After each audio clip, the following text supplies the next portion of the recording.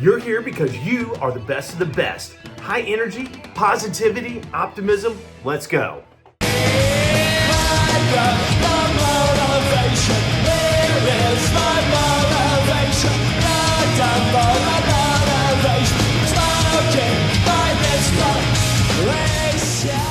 Hey guys, another super fun episode on tap. We're jumping into Green Day again. Going back to 1994, the Dookie album had just come out. I actually saw these guys in September of 94 at the University of North Florida. What a crazy concert, but we're jumping into Longview.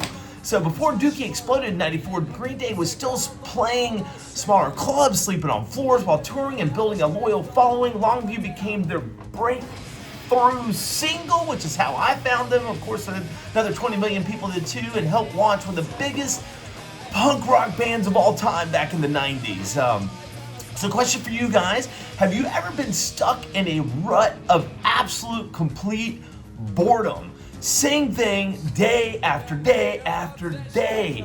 Routine, commute to work, same fast food on the way home, same TV shows at night, wash, rinse, and repeat. So maybe this boredom pushed you until one day you finally decided to start something completely new and different. So that's exactly what came to my mind when I listened to Green Day's Longview not too long ago. On the surface, it's totally a song about boredom, laziness, and feeling completely unmotivated, but underneath all of his sarcasm, I think there's something for many of us to explore and to experience. Sometimes we stay in that rut until we're finally uncomfortable enough to get off the damn couch and go do something. So for me, that eventually led to one of my biggest creative adventures I had a couple years ago that I've ever taken, which I'll share in just a little bit, but let's jump into Green Day Dookie Live. Yeah. This bass line coming up.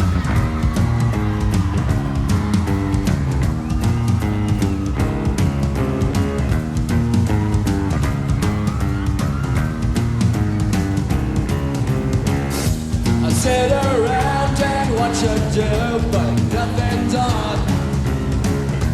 I change your channels for an hour or two. VHF or UHF? Twiddle my thumb just for a bit. I'm sick of all the same old shit. In the house with unlocked doors and I'm pacing. Bite my lips and close my eyes. Take me away to paradise. I'm turning more new and boys on a slow and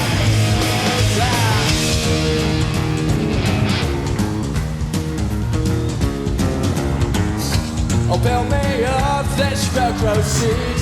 Get me moving. God, I love this song. I sure as hell can't do it by myself. I'm feeling like a dog in heat. Barred doors on Summer Street. I lock the door to my hotel and I'll also cake.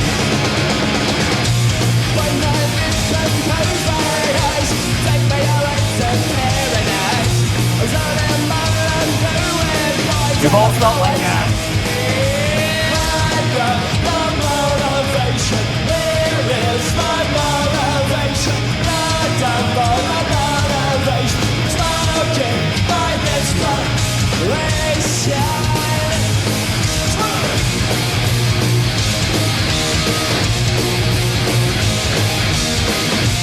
Love it.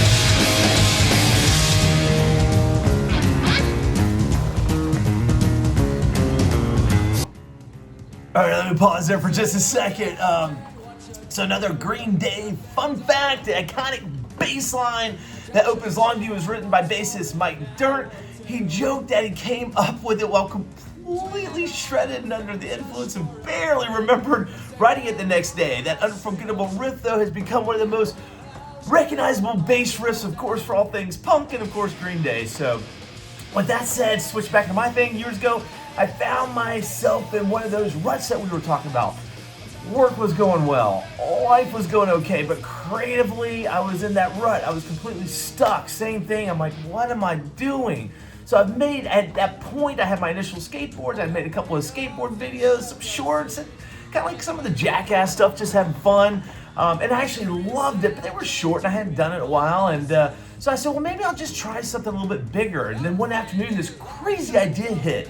What if I redid some shorts on the Ferris Bueller movie? One of my favorite John Hughes going back into the 80s. So originally I thought maybe like 10 minutes, 15 minutes. Instead, it turned into nearly a 50-minute movie, which most of it I recreated line for line from the original. So my family joined the cast. I got a bunch of neighbors, almost 30 neighbors involved. We used our entire neighborhood. We started putting the ideas together. The very first scene I shot, one of my neighbors, his Navy call sign is Boomhauer because it sounds like Boomhauer. So I was like, oh my God, this would be perfect for the teacher. And so that was the first scene we shot. Had a great time with that. The second one, I don't know if you guys remember Ferris and his girlfriend. They had gone to the little restaurant. Well, we recreated that with some of our friends. She played the maitre d' and the whole thing, calling the police. So that was another fun part. The only thing we didn't have in the movie was the damn red Ferrari. But my neighbor down the street did have a red Porsche 911. Sounded great, looked great. We said, hey, you're going to be in Ferris Bueller. In fact, you can be Ferris Bueller. Because 38 years later, this is going to be about my son Bubba Candler's day off. So he totally agreed, used the red Porsche, and then off we went. So I do remember it actually reminded me of something we had talked about. We did an episode with Sum 41, another great punk band, 90s punk pop band. Their motivation episode. So sometimes motivation doesn't show up at first, but when you get that idea, man, all I could think about was movie, do it, finish it. So that completely shredded me for a long time. So have you ever started a project that you just kept growing and growing and couldn't get away from? So let's keep going. I sit around and watch a film, but no one's calling. Call me pathetic and call me what you will. My mother said she get a job, but she don't like the what she's got.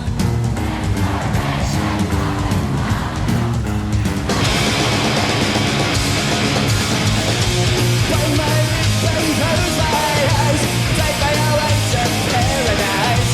Turn them moon and blue and blind, loneliness takes over my eyes. When my lips close my eyes, something away to paradise. Some say quit, but I'll go. My one is also marijuana.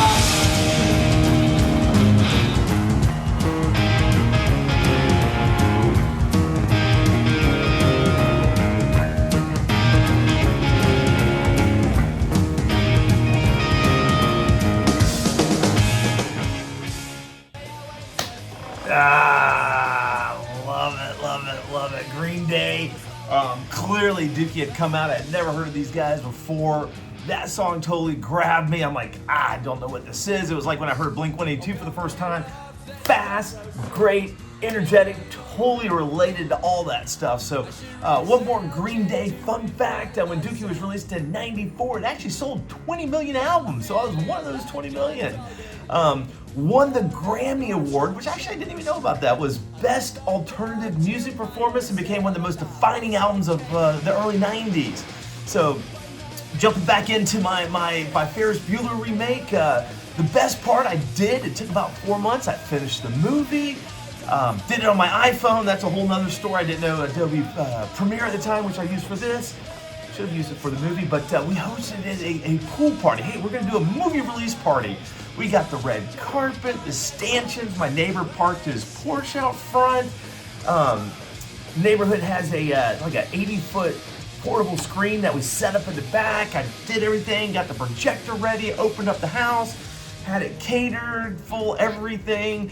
Oh, like 70 or 80 people showed up. And the cool part was I had at the beginning, I had a bunch of the John Hughes clips. Have you ever seen 16 Candles, Weird Science, Home Alone? Those are all John Hughes movies. We had all these trailers, Uncle Buck. Going into this, I tell you what, we had such a freaking blast.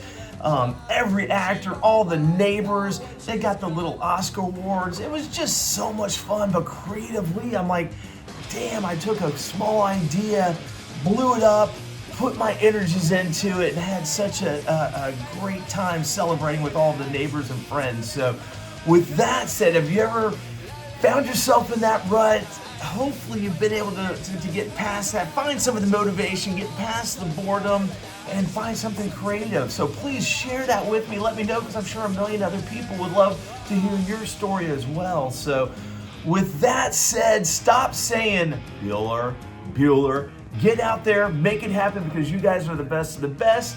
Cheers, and go have a great day.